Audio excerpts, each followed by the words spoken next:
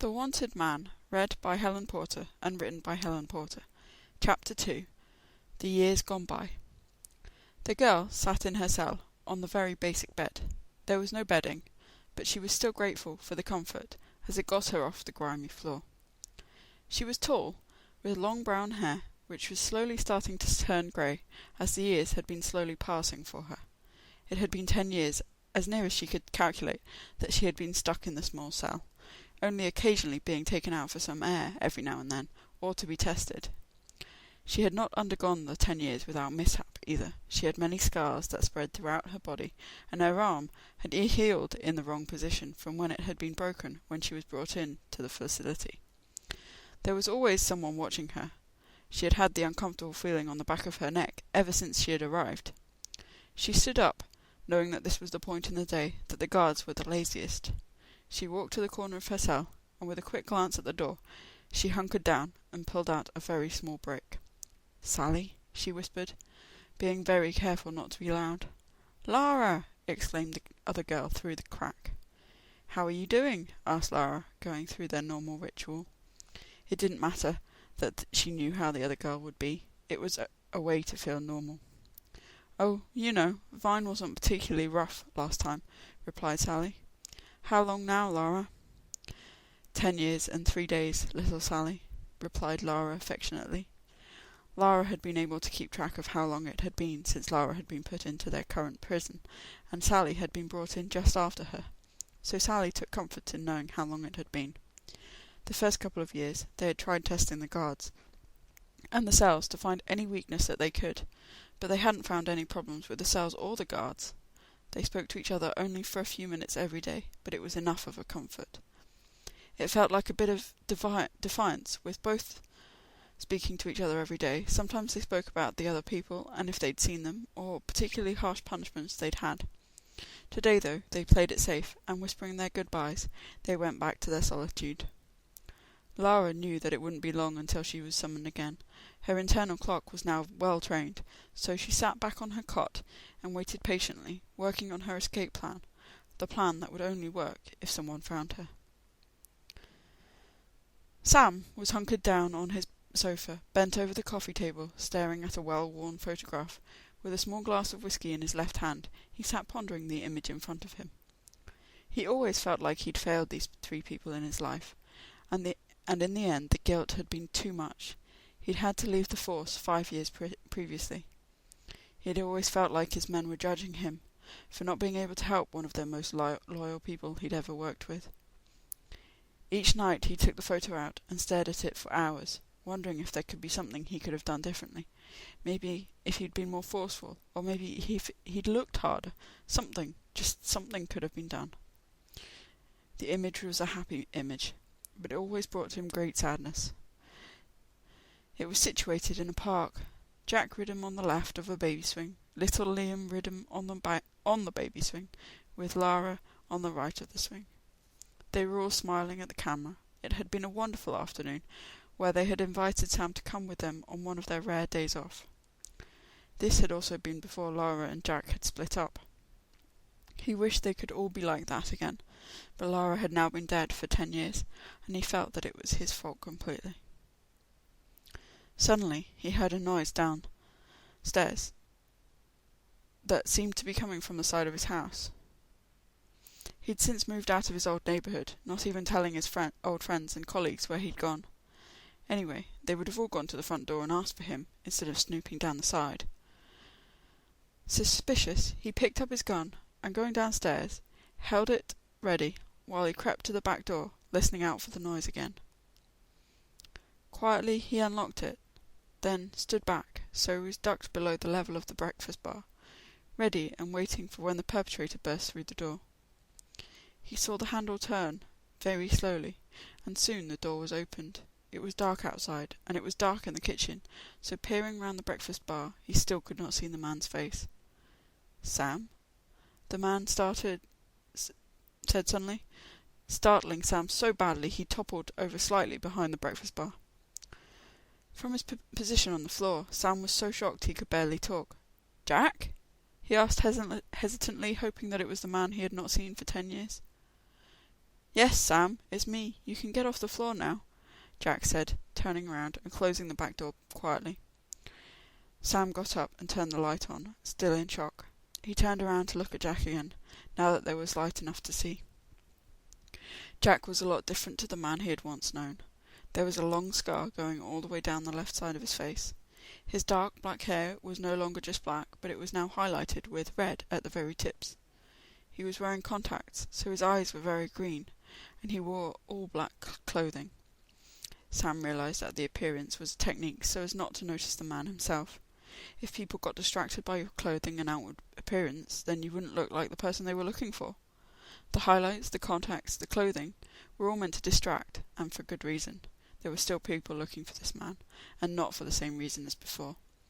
The scar, however, he couldn't be sure if that was real, or if that was make-up, and it could have been either, but it marked Jack as a hard man, and someone not to cross. Sam walked over to him and hugged him tight. Jack was stiff in his grasp, but after a while hugged back, timidly. "It's great to see you," said Sam, excited now. Although he knew there were still problems, he was glad Jack was still alive. "It's good to see you too, Sam," Jack replied, following Sam to the lounge. They sat down on the couch. Jack, noticing the photograph on the coffee table, he picked it up and stared at it. Then he put it down and turned the TV on, with the volume up loud. Sam realised that he was making sure they weren't overheard by anything, or anyone, although he had already said a few things. They sat in silence for a while, both trying to decide what to say. "I'm sorry, Jack," started Sam guiltily, trying to make up for what had happened before. Jack looked round at him suddenly.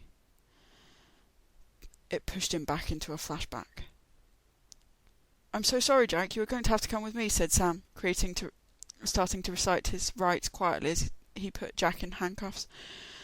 The government official watching to make sure that Sam did it properly, and didn't leave any room for escape. Jack was quiet. No struggling, no talking. He knew that he couldn't have run forever. They took him off in a police car, back to the station where all his former colleagues watched as he was taken into custody, properly. Some of them looked on pityingly, some with hard eyes, as if they had finally decided that he had done something wrong. End flashback. Jack shook his head, clearing away the images of the past. Sam, you don't need to apologise. What happened, happened, and I know you had no choice. In fact, in your position, I would have done the same thing," replied Jack, trying to soothe his friend. Sam looked a little less guilty, but he still couldn't help but think he could have prevented it somehow. "Now, the only reason I'm back is that I figured out a way of getting Lara back," said Jack. This startled Sam. He hadn't even known Lara was still alive. "But Jack, we haven't found any reason to suspect that she's still alive. We had her body, for goodness sake, let alone finding her, if she is still alive, and who was the body? Also, what about Liam?" said Sam, confused. "I know she's alive, Sam," replied Jack simply. Jack immediately suspected something was off. "Did they tell you she's alive?" asked Sam quickly. "Yes, I know what you're going to say, but I believe them. It's not just because they said it, but because I can just feel that she's alive. I think I'd know if she had died. When you told me all those years ago she'd gone, I just couldn't really believe it." "Oh, I believed at first, but then it just didn't feel right," replied Jack. Sam was taken aback. This seemed a little strange to him. However, at the same time, it was similar to things he'd heard in the past. Sam decided just to believe him and question more later. Jack was studying him as he quickly made his decision. "Okay, so we'll go on the assumption she's alive. And you know where she is?" Sam asked, and remembering his earlier question. "Oh, and what about Liam?" "Yes, I know where she is, and I've spent the last 5 years or so formulating the plan of how to get her out. I need to see Liam, but I can't. He will have been brought up not knowing me." Jack's voice became weak as he mentioned Liam. Jack was then taken aback a little at Sam's triumphant look. "He might not know you, but he does know his Uncle Sam," said to Sam, gesturing to himself. Jack's face lit up with hope. "And I know that Uncle Sam told him all about Uncle Jack, and would love to meet him." Jack hugged Sam in joy. He had not seen Liam in 10 years, and it had hurt not being able to bring up his son. He knew that the person he'd asked to do it would have done a good job, but it was still a painful subject in general. "When can we go?" Jack asked, looking as if he was going to get up there and then march out of the house to find his son. Sam glanced outside. Well, not tonight, that's for sure. We should be able to go tomorrow, after he's been to school. Jack looked downcast for a minute, then realised he had no idea where Liam was. How far away do they live? It's about 2 hours from here, so we'll leave after lunch tomorrow, and let them know we're coming, replied Sam. Jack slumped back in the chair thinking. They sat in silence for a long time, each caught up in their own thoughts. Sam sat there wondering how on earth Jack had ever got out of the hellhole he'd been put in, how he knew that Lara was alive, and more importantly, how he knew how to get her out. He was just about to voice these thoughts when he realised that Jack had gone to sleep. He knew Jack would not have normally just fallen asleep, but Sam realised that he felt safe, and that he could have possibly had a very long journey. Sam quietly got off the sofa and got a blanket. Putting it over Jack, he then went upstairs to think some more. When Sam had gone, Jack opened his eyes. He hadn't wanted to fool his friend, but he hadn't wanted to talk any more, until he'd digested the information about Liam. He knew his friend was sceptical about finding Lara, alive or dead. However, he knew that if he told Sam his entire secret, then Sam would never look or talk to him ever again, and would completely disbelieve everything he was saying. He idly twiddled a penny in his hands, wondering how Liam was and how he was doing at school, and everything he didn't know about his little boy. He decided that it wasn't worth worrying about any more. Hopefully tomorrow they'd go and see the boy, and he'd be reunited as Uncle Jack, which was better than nothing. His mind turned back to his ability to feel that Lara wasn't dead, and how much bigger the secret really was. He could tell where all his friends were, at least their general direction. He had also been able to tell where Liam was, but he hadn't wanted to freak Sam out. His abilities didn't stop there. As he concentrated on the TV, suddenly it turned off, seemingly all by itself. He knew it was him, but he didn't know how to explain this phenomenon. Jack sighed. Putting everything out of his mind, he slowly fell asleep. Lara cringed as she heard the guards from afar. She knew it was time, once again. She stood slowly and walked towards the little door to her cell. The guards unlocked the door. It was two she'd never seen before. The guards came and went. None of them could put up with what was happening for very long, but they didn't protest against their employer, only quitting when they could. These two guards would probably have no idea what they were going to put her through in the end, but they would find out soon, and either wash out or stay in. Without a sound, she walked towards them, putting her arms out, as she had to do, while they clipped the restraint bracelets around her wrists. Then she walked forward, one of them on each side, as they guided her through the facility, down to where Vine was waiting. As she walked, she noticed that, as usual, all the prisoners were watching, through their windowed doors, as she was taken away for yet another session. End of chapter 2.